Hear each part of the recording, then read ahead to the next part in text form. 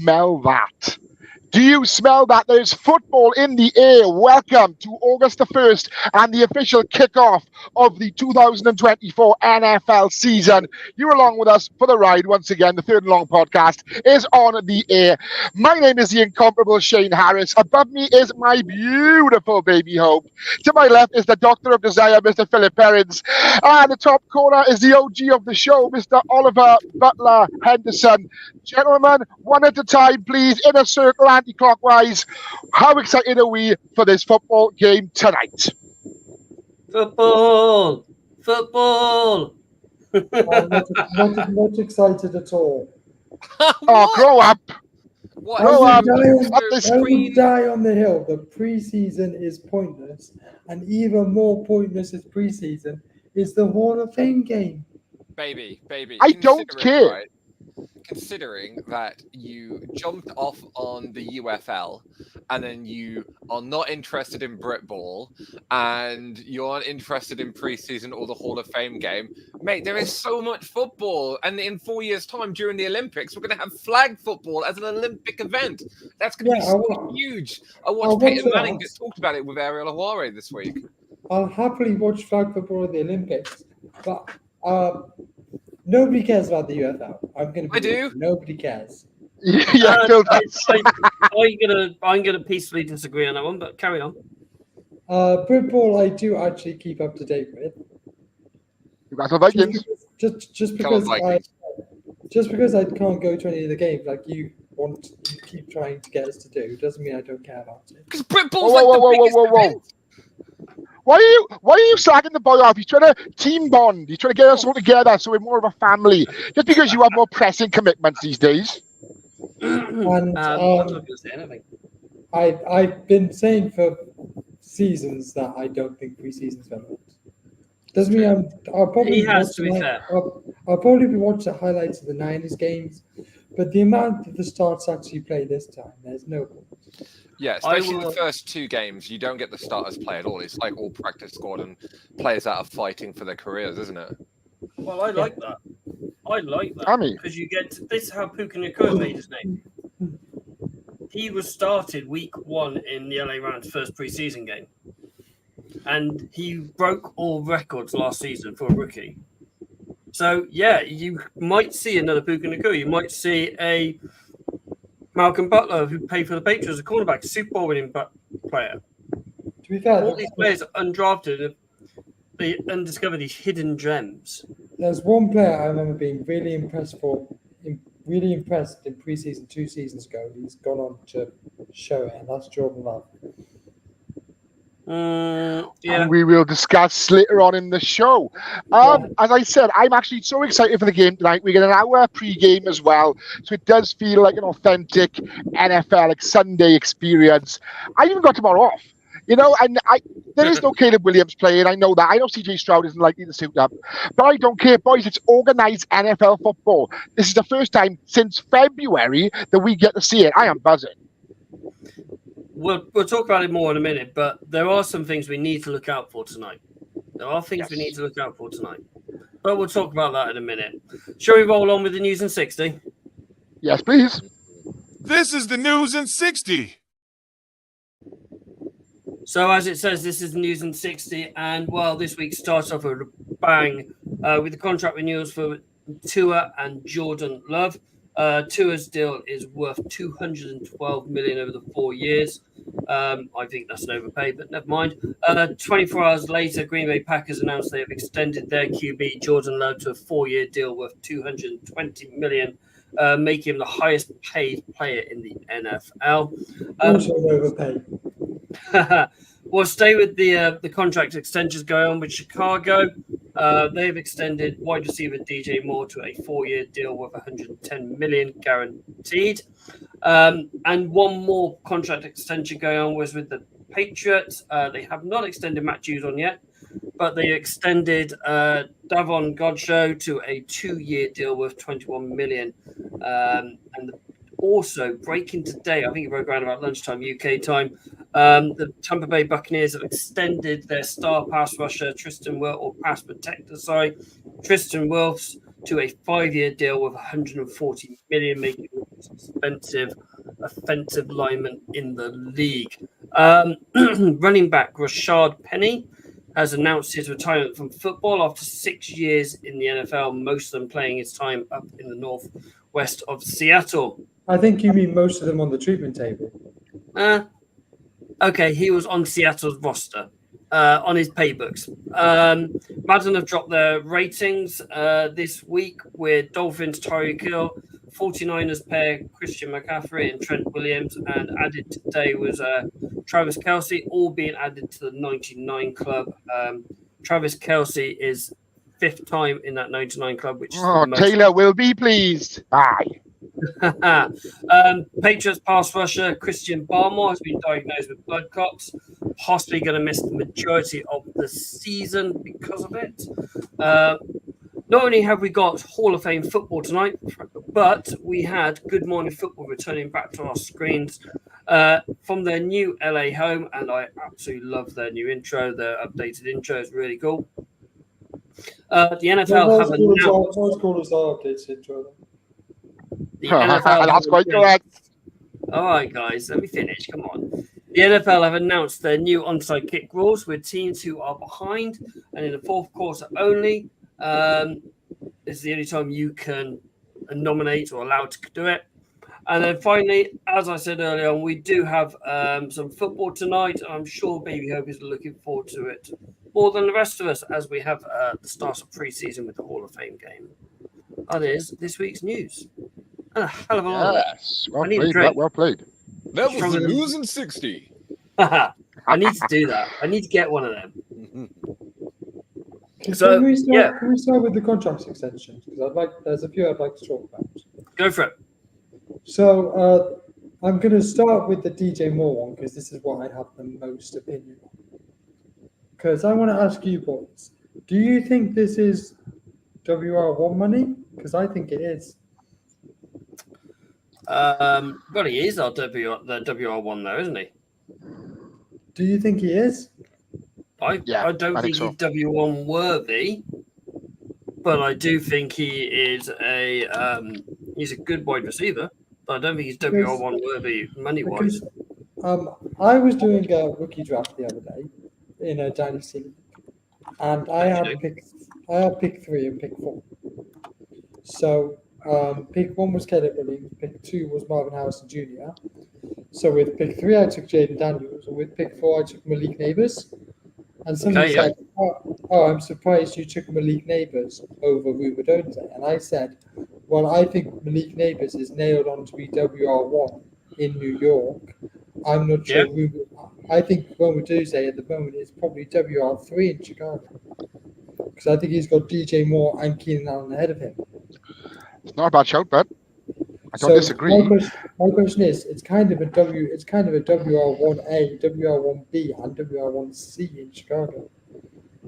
Yeah, I mean, so this new contract for DJ Moore is made in the 5th highest paid wide receiver behind Jefferson, Adams, St. Brown, and Tyreek Hill. He's ahead of the likes of Amari Cooper, AJ Brown, Waddle, Keenan Allen, Kupp, Smith, Nico Williams, and Christian Kirk. So he's ahead of them. While we're talking about wide receivers, Colin Cowherd tweeted 20 minutes ago, keep an eye out for Ayuk news. Get traded. Of course you're going to pay him. You got him over a barrel. What about the... Obviously, I don't know what Cowherd's saying, but he just said keep an eye out for Ayuk news. What about the 2 quarterbacks? Let's start off with Tua because it started first. $212 million over 4 years. Yearly rate, it makes him the highest paid the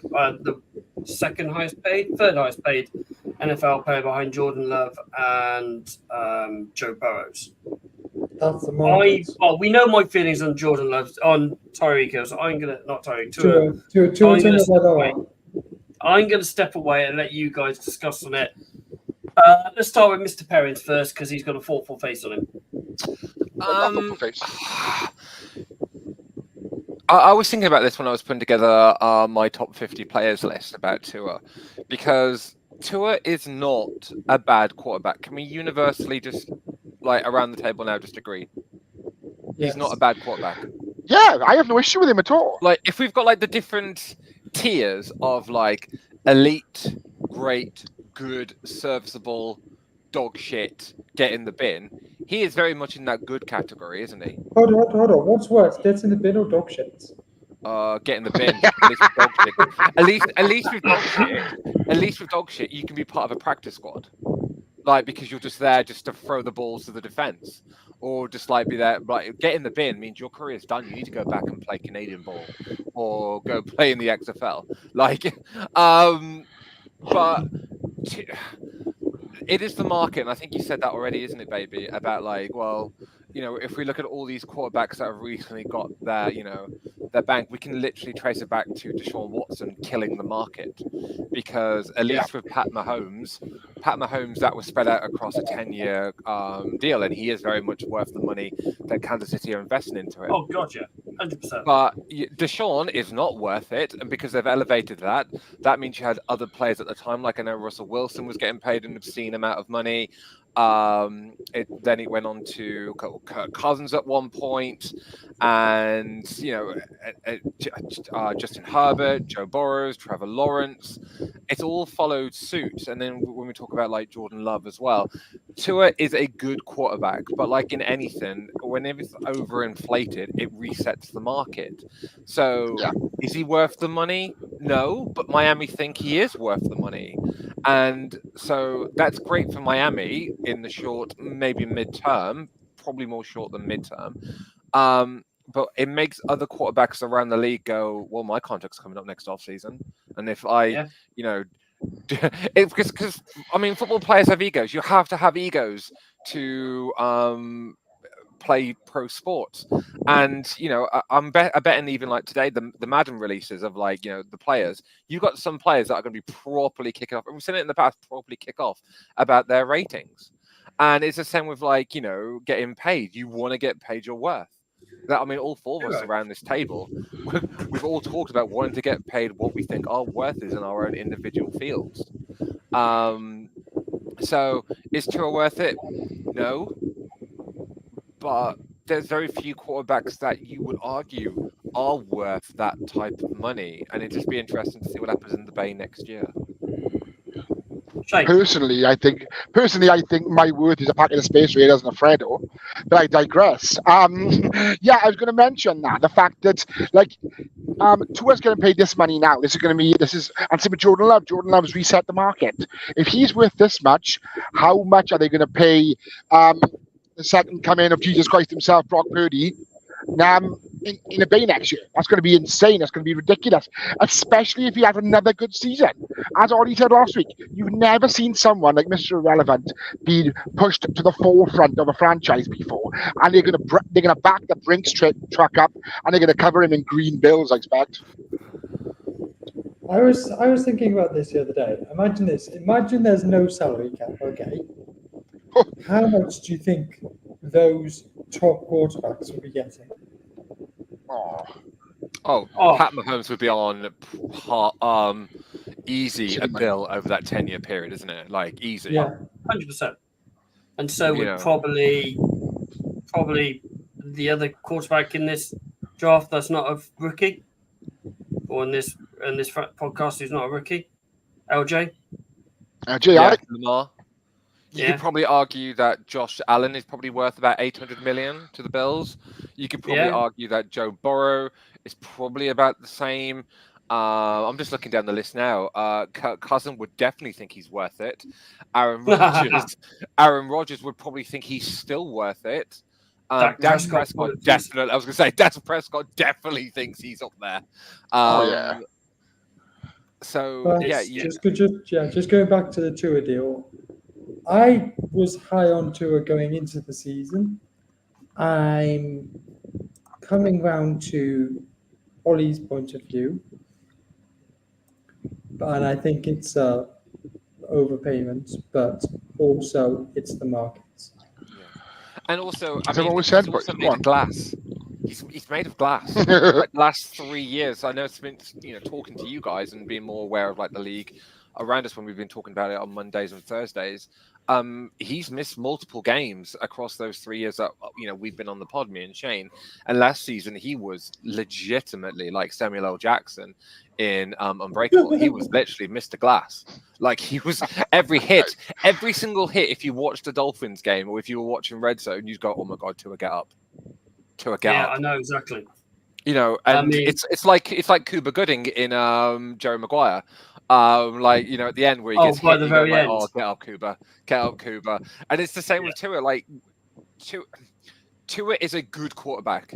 He's a very good quarterback, and he's definitely right for that Miami Dolphins offense at this present time. Is he Lamar? No. Is he Pat? No. Is he Joe? No. Is he Brock? No. He's none of those, but he's serviceable for what they need, and I think when we take a step back and look at it, it's more about what the franchise needs as opposed to are they overpaying, even though they are overpaying. Before Shane and I jump in, I want my 2 cents worth. Okay. Tua, guy, I'm not a fan of Tua. I am not. I've never been it's not a Patriots Miami Dolphin thing. It is. I think that he is very lucky of the 2 wide receivers he has. He has 2 very much WR1s that give him that. I was trying to find some numbers on it. I need to have digress into it a little bit more, to find more numbers. I'd love to know the yards after catches that Tyreek Hill and Waddle to give to had his stats up. You call Matt Stafford Pat Stafford. Yeah, and I love that. And I really do see Tua in that same mold because he has 2 of the best wide receivers in the league.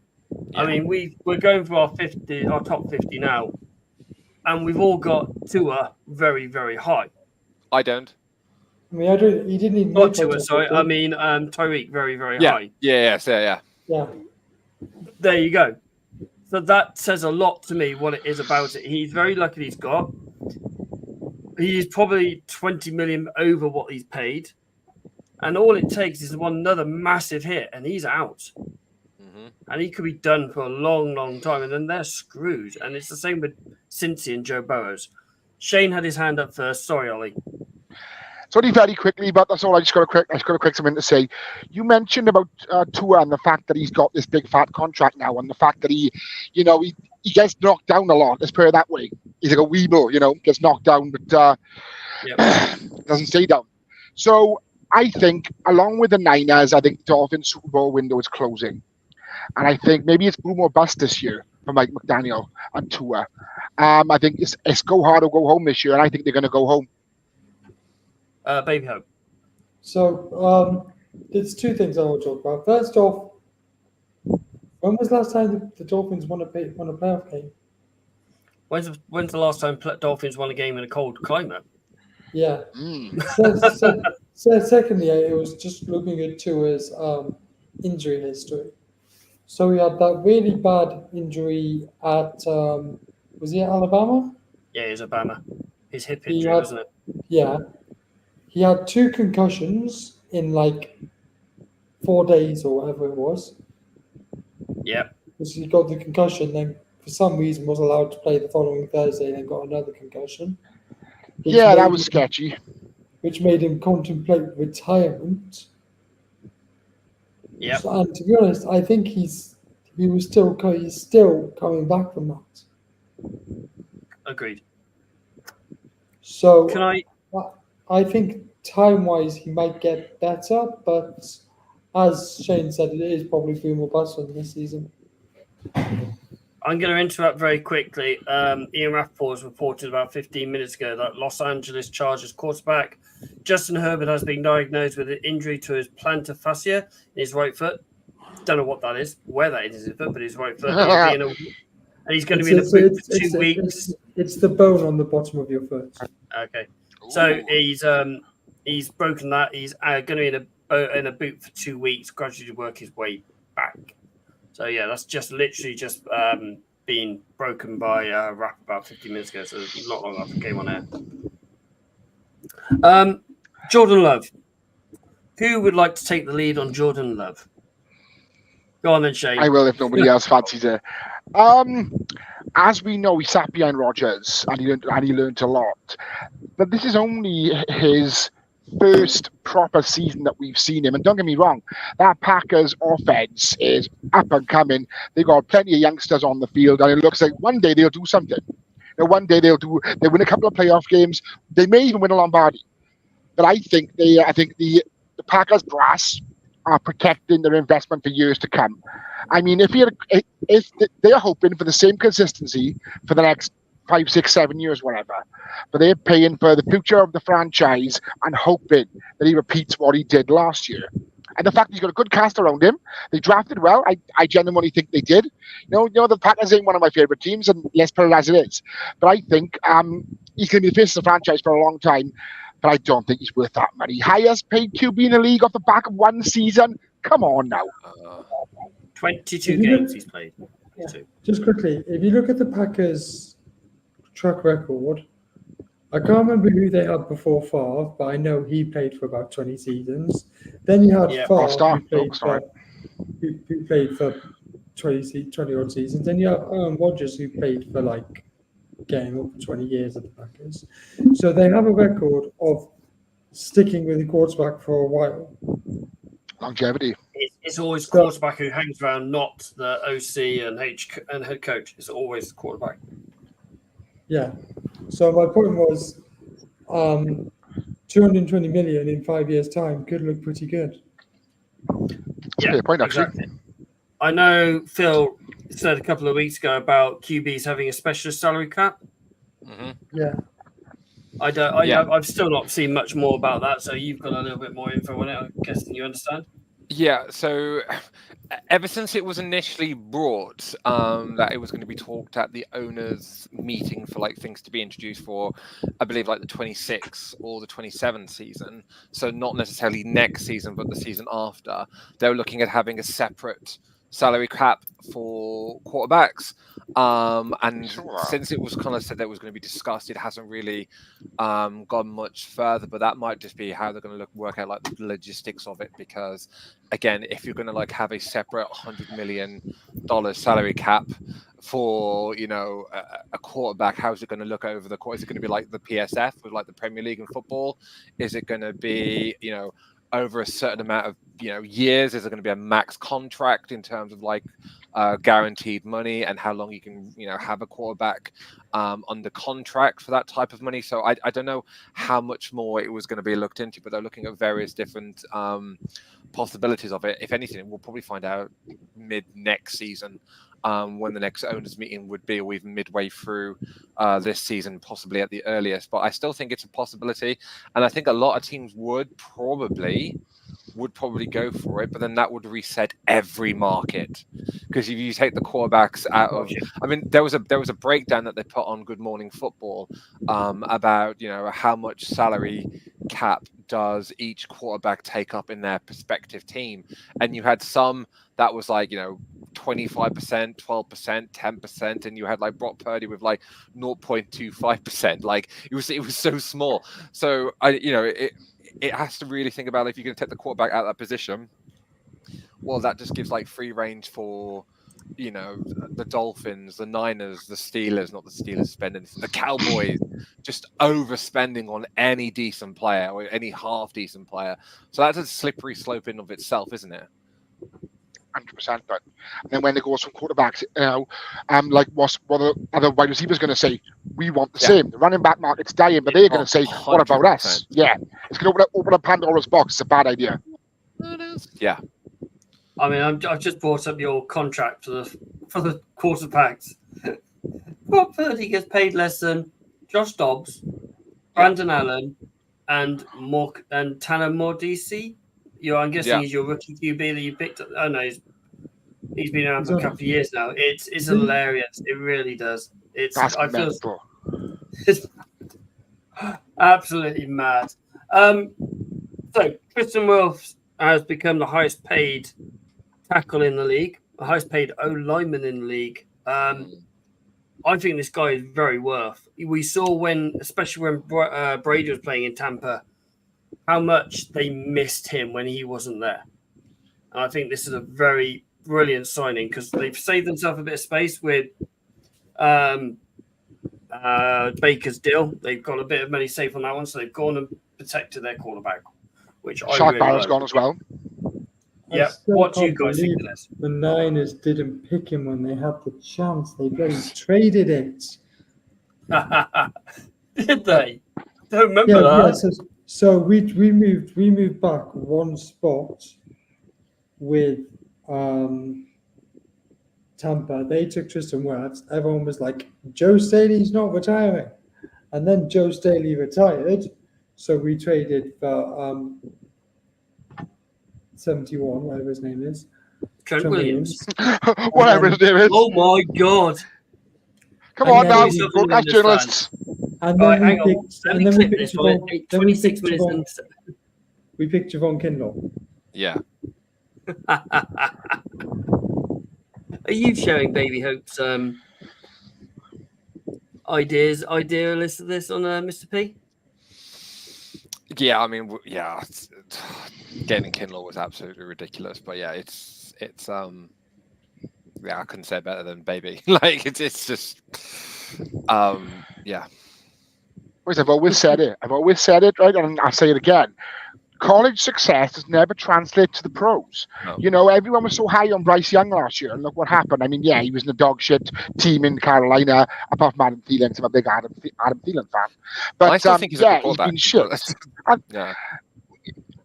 Well, as I said, that's all this hype around Caleb Williams now. He's going to walk into a ready-made team that is a case of, it's like someone handing you keys to a Ferrari. Speaking of people that can drive now, I think we need to give our old buddy, Mr. Philip Perez, a big clap for passing his driving test this week. So proud of my boy. Well done. Come down and see me. Come on. Anytime. Go on. I christened my new car playing Keep Rolling by Limp Bizkit, just to let you know. Oh, my boy. As I said, I don't want to know about you christening your car, but I digress. Yeah, that was an awesome segue. Fair play. Awesome segue. Yeah, so like he's going to walk into this ready-made offense in Chicago, and the Bears play the Texans week 2 when it actually matters as well. So tonight might be a bit of a barometer. You can tell I've been watching Good Moment Football, can't I, all week? Sorry, boys, as you were. So, you say about he's gone into ready-made offense, ready-made team. This is how a team should be building. The quarterback should be the last piece you put in. Always. Because putting a rookie into a situation where he's got, the worst offense, the worst pass protection, the worst running backs, the worst whatever it is harsh. Look at Trevor Lawrence a couple of years ago. Yeah. Or when he I think that was Meyer. Yeah, but you get that situation I'm going on about. These rookies that go into bad teams, it's harsh. You've got to be building a team. I know it's really difficult to get everything pieces together ready and be in that top 10 pick, because normally 9 times 10 you've got a bridge serviceable quarterback. He'll get you 8, 9, 10 wins a season, and you're going to be picking mid-draft. You're overestimating percent for this season, aren't you? Oh, mate, we'll get 7 wins. Not going to happen. No chance, but I put money on it with him. No chance. Fiver? Hell No, yeah! no, You all heard it. I think the Patriots will be really good. I'll go one step further, mate. I think you'll get 8 wins. Woo! Ooh, look at this! I think the Patriots are going to be. I the Patriots are going to be very, very mid, and I think that's what they would really appreciate. I think the Patriots are going to be a top 5 pick next year. We'll beat Seattle. We'll beat New York. What? We'll lose to you guys. We'll lose to Texans. We'll beat Jags. Probably We'll not. beat Tennessee. Yeah, maybe. I mean, their quarterbacks are already fighting with each other, so. Yep. Yeah, I do see that. That was hilarious. And I think we'll beat Buffalo once, and I think we'll beat Arizona. So I Okay. think there is wins in there. And then you'll wake up. Then you put your controller down. I believe in you, Hendo. DJ's going to score on a 10 if we don't win 7 games. Well, thank God you're a positive. We'll be a top 8 pick. You're a positive person, you know. And he's a Patriots fan. I know he and is. you do a Patriots podcast, Dave. Come on. Be a bit more optimistic than that, mate. Right. God, I'm so glad I don't listen to that pod now. Ollie, we're going to beat Kansas City. We're going to beat Buffalo. We're going to beat San Francisco. We're going to beat Miami. We're just going to win the Super Bowl, go undefeated with our Jacoby Brissett as a quarterback. Mate, Yeah, boy, drugs are bad, just to let you know. I never said that. There's something in this. I've seen a lot of our training camp, and the guys are looking. Kate Coda said £10 says you play at least 7 games. Gaio! Well, mate, it's a 17-game season, so I hope we play at least 7. Right. I'm not sure Brissett will start 7 though.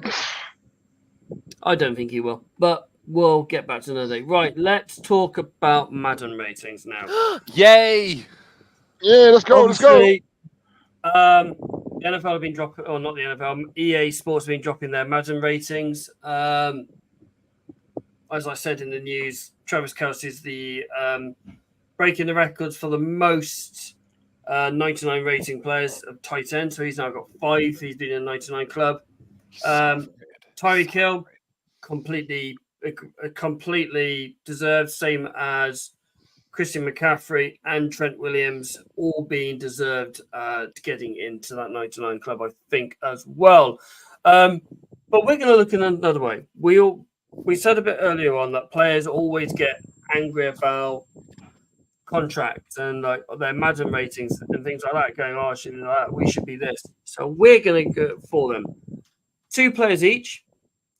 Who do you think's been under? And who do you think below? It doesn't matter what it is or how you want to do it, but 2 players where they've got their Madden rating completely and utterly wrong. And I'm going to start with Baby. He's frozen. He has frozen. Deep in thought. Madonna, frozen. Yeah, so I'm going to start with Mr. Perrins then. All right, and so for my underrated, I've actually done 3. I'm going to only really spend time on 2 of them, but I just want to bring to attention. And I've actually talked about like the quarterback ratings because that's literally where we would all automatically think about looking first, wouldn't we? Like who's the best. So when we think about like the quarterback ratings, okay. Our top 5 on Madden for quarterback ratings. Pat Mahomes, okay, 99. Yeah, okay. Right, and fine. Lamar Jackson, 98. Okay. Joe Burrow didn't play at all last season, really. 93. Okay, but he's still Joe Burrow. Josh Allen, 92. Dak Prescott's 5th with 90. And then I go to like my ones that I actually want to talk about. Brock Purdy, 85. Now, Brock Purdy has beaten... No, Brock Purdy is currently 9th in the ratings. Like, he's currently... he's got 85 overall. Brock Purdy has beaten Jalen Hurts. Brock Purdy has beaten Tua. Brock Purdy has beaten Dak twice. Brock Purdy has beaten... Hold on. Justin Herbert, he's beaten Kirk Cousins, he's beaten Aaron Rodgers, he's beaten Matt Stafford, and these are all quarterbacks that are around him. And I was just like, I think Brock Purdy, who played in the Super Bowl last year and then played in the NFC Championship game the year before that, should be higher. Now, I don't think he's a 90, but he is better than Jalen Hurts was last year. He was better than Justin Herbert last year. He was better than Tua last year, and he was better than Dak last year. So I think he should have been given a better rating than 85. And then I want to talk about CJ Stroud, because CJ, who again, rookie MVP of the year, he's only on 80. And then the biggest crime of them all, Shane, and I hope you can sympathise with me on this one. Go on, Gardner Minshew the second, 72. Slap in the face. Disgusting. How bloody dare they? That sounds about right. Disgusting. That Hollywood Minshew, brother. How dare you, brother? 72? Like, what on earth? And I'm not even being ironic. I'm just looking at the other quarterbacks around it, and I'm just going like, for a start, he had a better season last year than a couple of them, and then you can go back to like his Jaguar days. I thought he was pretty good at the Jaguars, and he was. It's all right, Phil. It's all right. Even the best have their lulls. Remember when Yokozuna beat Hogan at King of the Ring '93? Hulkamania came roaring back. That's going to happen again with Minshew Mania, brother. That's However, true. however, that was all scripted because it's WWE. What are you Telling saying? me the Sorry, I NFL can't isn't hear him. scripted? The NFL isn't God scripted. damn, Is that how what you're dare you. saying? Get The out. biggest lie of them all. It's not a Of course, sporting it's Taylor's competition, league and we're all living in it. entity. Oh, dear. Yeah. I mean, for me personally, I've got Brock my third quarterback in the league. Third best quarterback in the league at the moment. Behind Tua and behind Tua. Behind Tua. Behind behind- Tua? Somebody could that. What? Somebody could that. Luckily, I'm the only one who could do it. Behind Mahomes and behind Lamar. Needs to me, 3. Okay, yes, Burrows has done it kinda in the postseason. He's got to the Super Bowl. Josh Allen is one of the biggest chokers in the playoffs. I mean, so's Lamar. And CJ Stroud is my number 4. Because he's done it and he's got there and he's improved. I don't understand how Dak's got there because Dak, how far has he got into the playoffs? Has he made the championship game? No. Has Tua won a game in a cold climate? No. It's true. Exactly. There is so many variants and it doesn't go on. Mr. Harris, your first player, please. Thank you very much. Yeah, I'm going to start a bit of an obscure position. As Phil said, automatically we all look at the quarterback. So I'm going to go with strong safety. Okay. Ooh. So the top 4 strong safeties with regards to ratings on Madden 25. Number 4 plays for the Niners, Hufanga, who is a 88. How he pulled an 88, I do not know. Oh, no, I have no idea. I don't know what they're smoking over at EA. And the biggest slap in the face, just spit in his face and call him shit, I don't know, right, is number 14 for the Baltimore Ravens, Kyle Hamilton, 89. How bloody dare you? And 90 is, it's just wrong, man, just so wrong. 90 is the Arizona Cardinals strong safety, Buda Baker. I kind of agree with that. He's really good, but again, I think Hamilton's better, in my personal opinion, bias aside. But the best strong safety on Madden 25 is the ancient, and he is old, right? He's about my age, expect, or a little tiny bit older, maybe Ollie's age. And he plays for the Chargers. Derwin James was 91. I was watching Chargers camp videos the other day. He was just getting smoked by the wide receivers, and not even Quentin Johnson, the other ones. And I was like, how are you? Like, where are you getting these words from? Yeah, where are you getting these words from? Can I ask you a question? Certainly. What colour are your lenses and your glasses? What do you mean? Colour? What do you mean? Lenses? Look at him! He's on one this week. I love it. Boom! I use that all the time now. I do think Derwin James being the highest, strong safety is a little bit exaggerating. There are, Chargers, one of their weakest points last year was in the secondary. Them and... Sorry, Ollie, I'll tell you one thing as well. Sorry to interrupt. Your boy, Kyle Duggar, is 84. Yeah, it's ridiculous. Kyle Duggar is one of the best safeties in the league. The Chargers' defense was a weak point last season. Yeah. Bar Khalil. And Khalil wasn't even that good. Khalil Mack and Bosa, when he was fit, they were on fire last year, those two. Absolutely on fire. Right, Baby Hope, you're number 1, please, my friend. Okay, so I'm going to start with the tight ends. And I'm going to read out the top 7. Go on then. Okay. So at 7, with an 86, Sam Laporta. Just remember that. One of the best tight ends One of last the best season. rookie seasons ever for a tight end. Number 6, Evan Ingram, 88. Right, go on. I can see. Go on. Number 5, how this is, I do not understand. David Njoku, 90. I like him, see, but he's not a 90. He's not a 90. He's not better than Sam.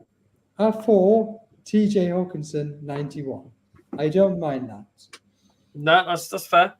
I would put Sam Laporta in that mark. Yeah, I'd put him around. I'd have given Sam Laporta around 90 and put him ahead of Njoku and Evan Ingram. At 3, at 94, we've got Mark Andrews. Standard behaviour. At 2, 97, George Kittle. Yeah. At 1, we have Travis Kelce at 99, who is not a 99 tight end. Is not a 99 tight end because he can't block for help. But but he is a slot receiver, isn't he? More than a tight end. But tight ends have to block. He can't block, so he shouldn't be getting a 99. Yeah, agreed on that one. Watching Travis Kelce play, I enjoy watching Travis Kelce play. I do think he's a bloody good tight end. As an attack in the run game, he's not that good. You see him quite a bit. He was taken out more last season to the run game to brought in Noah Gray and I can't remember the other one that was. Justin Watson. Yes, that was it. To play. So I understand that, right, it's a run game. Okay, yes, they throw smoke and mirrors and sometimes he'll play for the run game. But it's strange some of the Madden ratings. Shayna, before I give my first one, mate. Yeah, just a quick one, but just to jump on what you're saying as well, the only time Travis Kelce should be given a 99 is off the ice cream man. Oh my God! Thank you very much. Oh, he's just literally read that off the screen. I did not. I swear to God. I mean, I don't know how you do it in England, but in Wales we used to have an ice cream man who would give 99. Obviously 99 corn with a flake. It's like a £5 now. What do you mean? What do you mean in England? Like Wales is a county in England. We absolutely stop saying that. That's racist. Can we say fuck? Yeah, we can. That's racist as fuck. You can't say that. If anything, it's xenophobic. Okay, it's not racist. It's well, exactly. That's not nice, is it? Come on, it's colonial. Right. You don't forget the Welsh were the first ones to submit to the British Empire thousands of years ago. Oh, less of the technical terms. You mean a knob? There you go. What was that? Something that language everyone can understand. Play nicely now. Play nicely. Right. My one. I've gone to edge rushers. Okay. So we all know Myles Garrett is number 1. I have no issue with that, and I have no issue with Mika being number 2. And I'm not really bothered about the ratings. I won't tell you what Kelly's just told me. Charles just said that was shit. Sorry, Shah. I'm here all night, by the way. All till 9 o'clock. I'll try again shortly. Unfortunately. Right.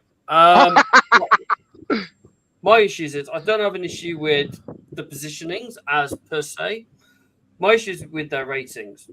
Myles Garrett is one of the best players in the league. Same as Micah Parsons. Same as TJ Watt, Max Crosby, and Nick Bosa. They are one of the 5 best players in the league. Yet you've got players who are 99 rating. We've already said Travis Kelce is one of them who shouldn't be a 99. I'm not a fan of linemen being at 99 on the offensive side of it, but I get it. Yet TJ Watt is the heartbeat of Pittsburgh. He's led the sack race for the last 4 or 5 years. Yeah. Why? How is this guy not a 99? Let's hate to say it, you are correct. And the same goes with Matt Crosby. That is the other one. How is he not a 99? Because he is outstanding player. They can't give everyone 99, right? Yeah, I know that. I know that. It's not like you get 99, you get 99. Everybody's 99. This isn't Oprah. I know it's not Oprah. We can't do it. But that's just my first opinion. But I've looked a little bit on further down. Okay. So I've gone a little bit further down. I've gone not the next page, but the next one. And then I saw Chase Young. Okay, yeah, Chase Young. 85 rated. This guy played about 4 games in the last 2 years. And I'm a big Chase Young fan. Coming out of college, I thought, yes, this guy's going to be absolutely brilliant. Yeah. He's got a rating the same as Reddit. Second episode ever, wasn't it? Yes. Almost. The footnote almost ended then. Reddick, he's got the same rating as Reddick, who's done it every year, consistently double figure sack winner, one of the tackle leaders in the league most seasons as well. And then I looked a bit further down. He's got a higher rating than Montez Sweat. Again, always up there in the tackles, always up there in the sack charts. Okay. Then went down one more spot, and he's got 2 higher than Will Anderson Jr. Yes, okay, Will Anderson Jr. was his second season. But oh my God, this guy, Will Anderson Jr., can line up and tackle and end, and just as disruptive as needs triple teaming most games. I'd love to go to EA and see how they do their ratings for FIFA and for Madden. But it'd be absolutely bizarre. Yeah. Absolutely crazy. Right. Let's go for the next one now. Mr. Pound, your second choice, my friend. For overrated. Over or under, my friend? Well, I gave both for my underrated. So yeah, because I said about mine. So my overrated is I've initially gone for Tyron Smith. I do not think he's worth 95. And just because he's become now the bane of my life, because I think he's massively overrated as it is, and Baby's already said it already, is Travis Kelce, because he is a very, very competent wide receiver. But if we're talking about the complete package for a tight end, he is not even remotely. He doesn't block, he doesn't run block, he doesn't pass block. He is literally 15-yard catch, turns and runs. 15 yards. They'll come after you, mind. They'll come after you. Bring it, seriously, bring it. Hey, we've got a Swifty on the show. Careful. We know we got a Swifty on the show. I'm not a Swifty. I like Taylor Swift's music, but I couldn't care less what's going on. You are a Swifty, boy. If you like your songs, you're a Swifty. You don't like answers to decent music. Go on then, Shano. Who's your next one, my friend? Thank you. I'm going to go with the corners. And I personally don't think this gentleman has been. I think he's living on I think he's living on a reputation, and he hasn't been good for about 2 seasons now. Jalen Ramsey is 96. Yeah. He's the second best corner in Madden after Sauce Gardner on 97. I don't think Jalen Ramsey is as good as he was. And what surprised me about this was L'Jarius Sneed, 92. He's like the 5th best corner. And he had an awesome season in KC last year. If it wasn't for him punching the ball out of Zay Flowers' hands, the Ravens would have won a Super Bowl. And I stand on that. That's my hill I'm dying on. But he's going to the Titans now, so we'll see what he's... Is that Shaw's reaction to Taylor Swift, or...? Yeah, probably. Everybody else is too, with a bit of sense. But yeah, I think he's going to do well with the retooled Titans defense. But the fact he's 92, I think he should be a little bit higher than that. Yeah, he's one of the best corners in the league, if not the best corner in the league at the moment. He paid handsomely as well. He play in the slot.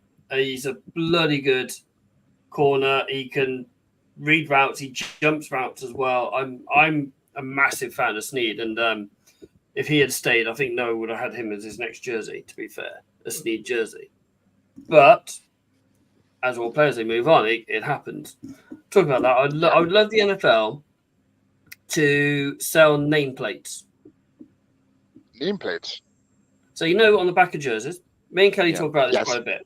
I know this is going a bit off track. We do this on the third long, we go off track. We do. So, obviously, for example, this year, Mac Jones got traded away to to Jacksonville, and his number 10 shirts come available. So instead of going buy a new shirt, the team should sell nameplates with the new player's name on it, like Drake May, for example. In our case, who's taking the number 10 jersey. That's what they should be doing, not make us buy £150 jerseys. The league would lose money doing that, wouldn't they? Of course they would. I've seen they do it on practice squad. I think they can deal with it. That's true. Right. Baby, over to you, my friend. Okay, so my next positions is running backs. I have no issue with Christian McCaffrey being 99. Yeah. No one does. He's class. Number 2, Nick Chubb, 96. He played 2 games last season. Yeah. He did 4 games last year. That was it. 4 games. I know, right? Derrick Henry didn't have his best season last season, 94. Yeah, but he also preparing him for the playoff push and the eventual Lombardi. He's going to win this year. Well, and then you'll turn off your PlayStation. Xbox, actually. Wait, what? Shut up.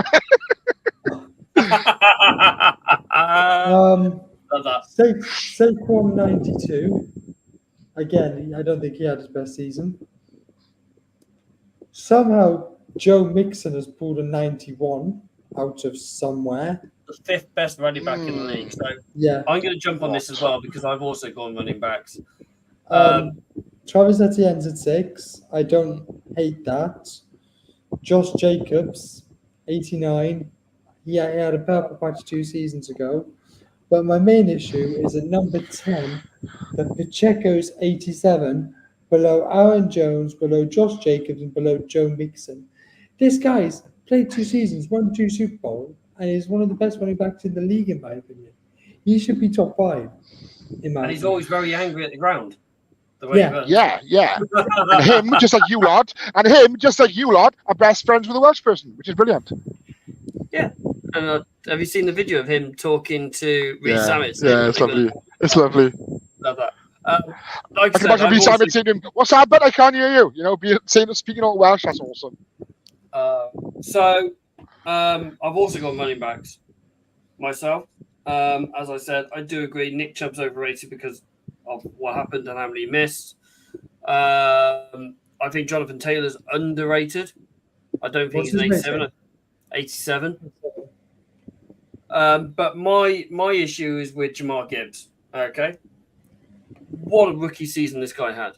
He was in the running for Offensive Rookie of the Year. You know, got the team. You know, he scored 2-3 touchdowns in the playoffs. Scored against you guys. Could have scored twice against you guys. Let's not talk about that game. Or at least he's been given a lesser rating than Raheem Mostert. To be fair, Mostert had a great season. Yeah. Tony Pollard didn't have a great season. Alvin Kamara, I think he was suspended for half the season. And DeAndre Swift. Yes, he was. Yeah. Actually, just a quick question about Alvin Kamara.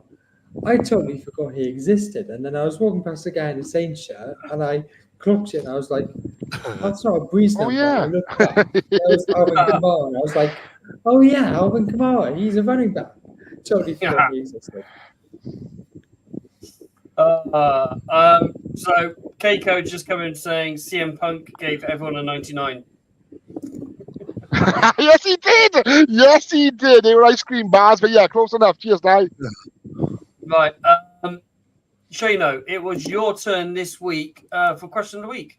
Would you like to? Yes, it was. Divulge us in that conversation, my friend. Yes, please, certainly. Anyone who knows anything about me knows that these gentlemen that I'm representing today are my favorite band of all time. With that being said, for people who can't see it, Metallica. It says Metallica. It's the Ride Lightning album cover T-shirt. Because it goes in my blue. It goes in my blue blazer so nicely. Shane knows Metallica and can't accept that anybody likes any other music. No, we just can't accept Swifties because you're all manufactured cultists. Anyway, so yeah, but Shane, who's your other favorite band? I have many favorite bands. What do you mean? Who's your other favorite band that's not a rock band? Oh, I killed the Backstreet Boys. The truth, absolute truth. I mean it. I never think of it. You say you killed to see the Backstreet Boys. Tell me why. I don't know. I don't know. When we eventually do Third and Long on tour, we can get a karaoke contest going as well. Oh my god, that would be so sick. But then Baby won't show up, so you know. Stop it now. Anyway, back to the matter at hand. So, yeah, I'm trying to.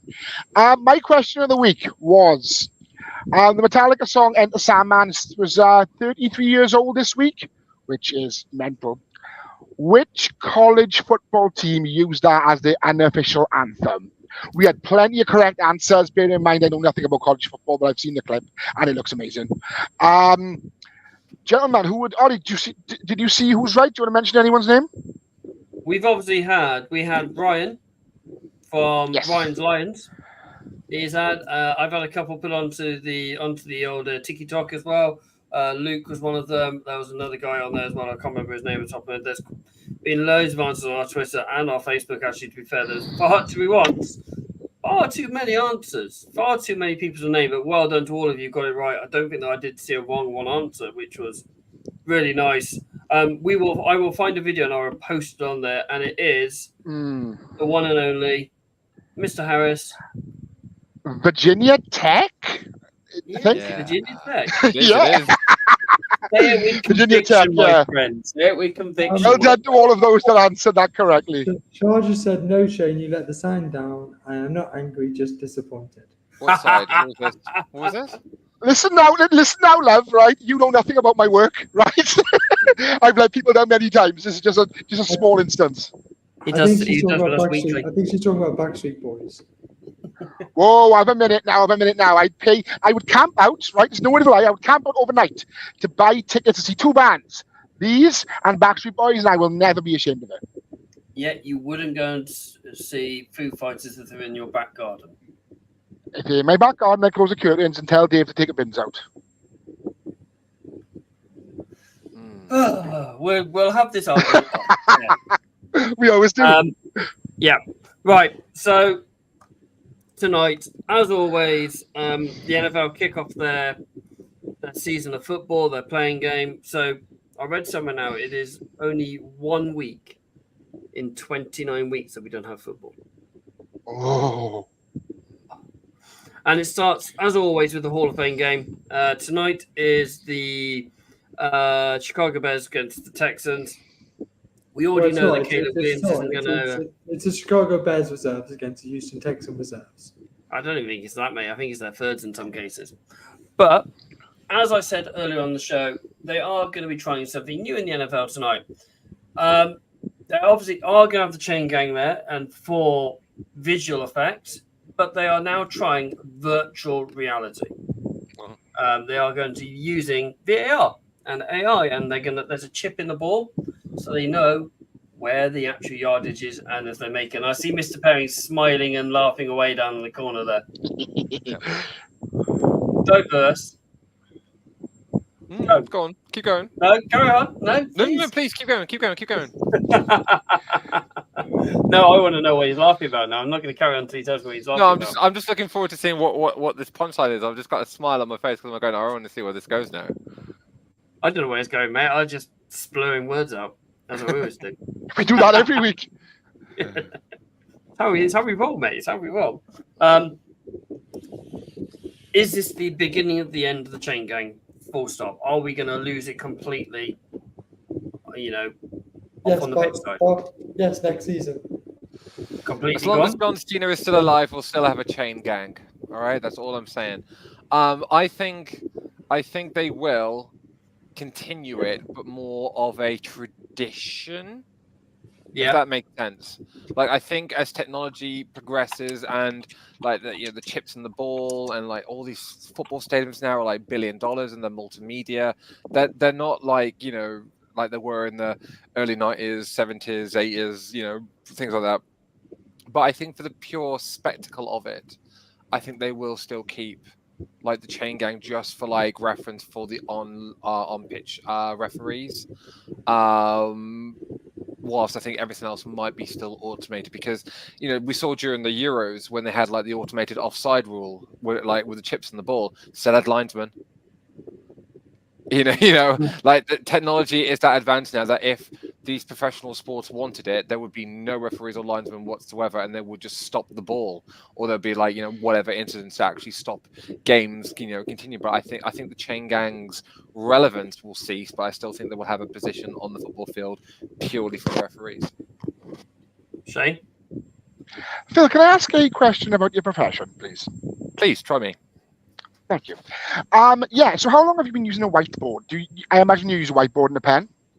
Yeah, I know where this is going. Yes, go on. I'm going with this. So how long have you been using that? And obviously that came in, I would say, 20 years, possibly. Mm-hmm. Before that, how long ago were they using a blackboard and chalk?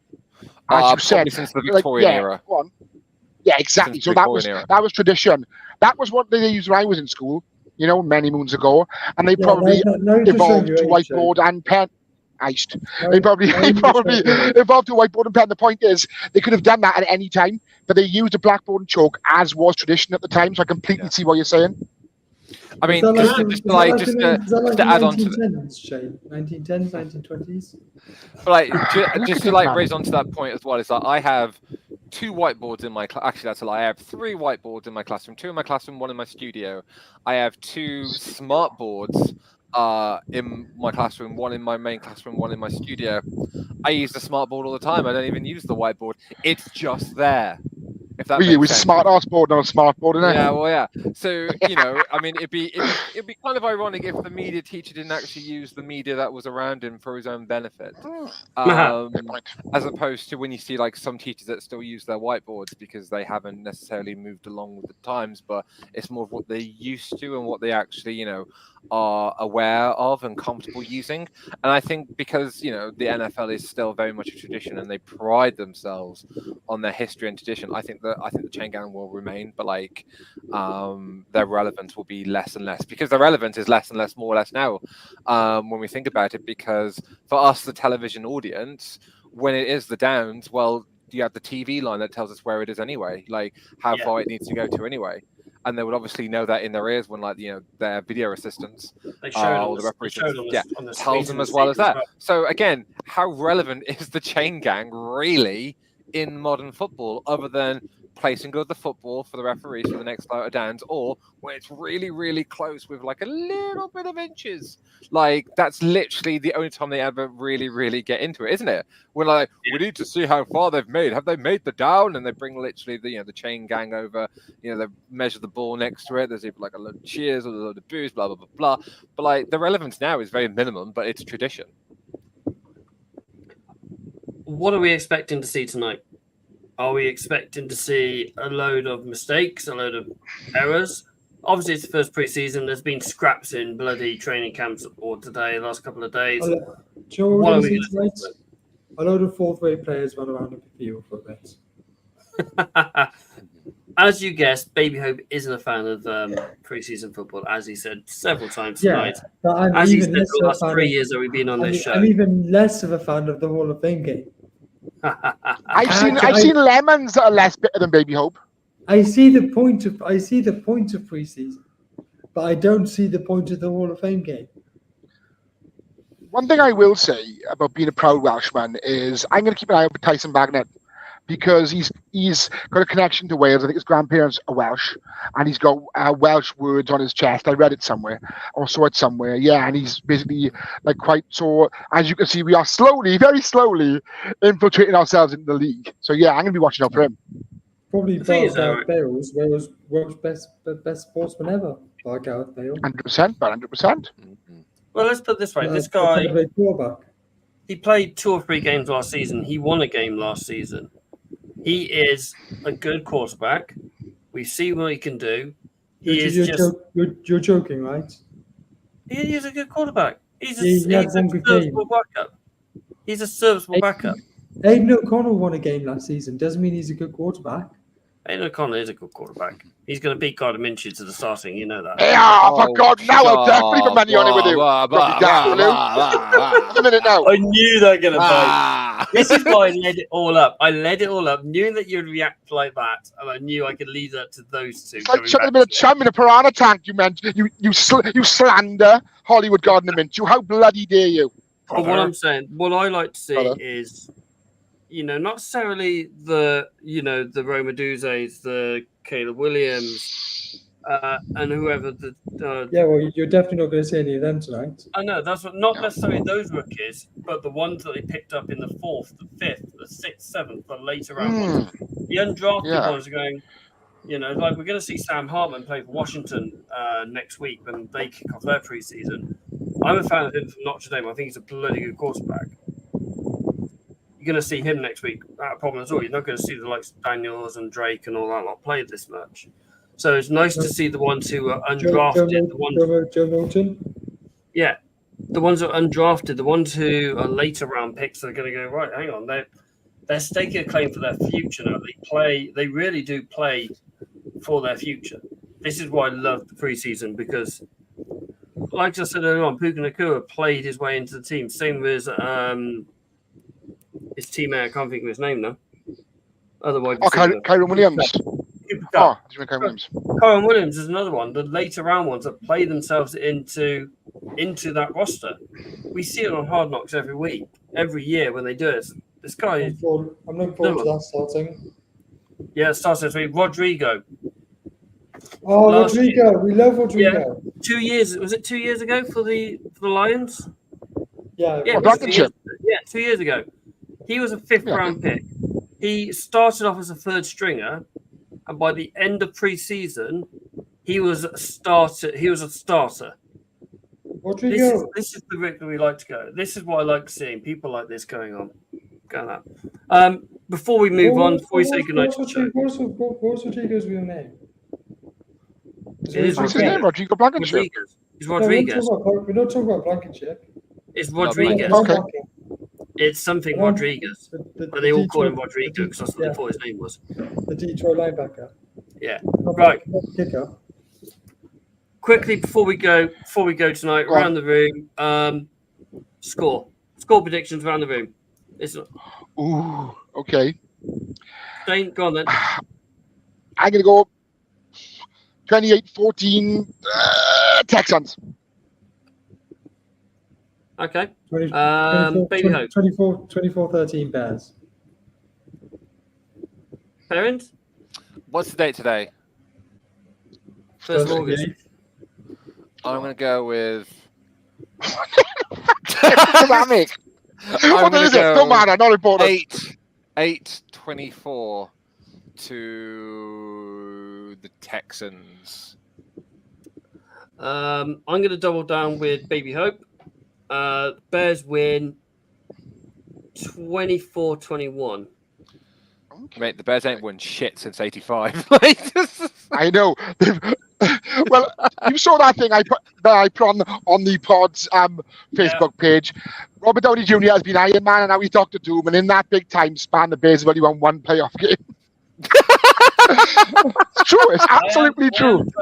I am trying to work out how that was going to work, but I'd be intrigued. Marvel always have ways of doing things. I'm looking forward to when it comes out. Before we go, can I just have a little have the floor for a second? Well, it's a big floor, but yeah, carry on. It's a big floor, big feet, big socks. As I plug our show on my other endeavor, I'm going to plug my other endeavor on the show. So if you're not busy Saturday night, Summer Valley FM, I present a drum and bass show from 10 until 1 in the morning. So yeah, get your dancing shoes on, get a couple of drinks and you come and join me. Once again, we love everybody for tuning in. New fans, old fans, come and stay a while. We greatly appreciate everything you do for us, the tweets, the Facebook posts, all the responses, engagement. Honest to God, we do this because we love it. We wouldn't be anywhere without you lot. So thank you ever so much.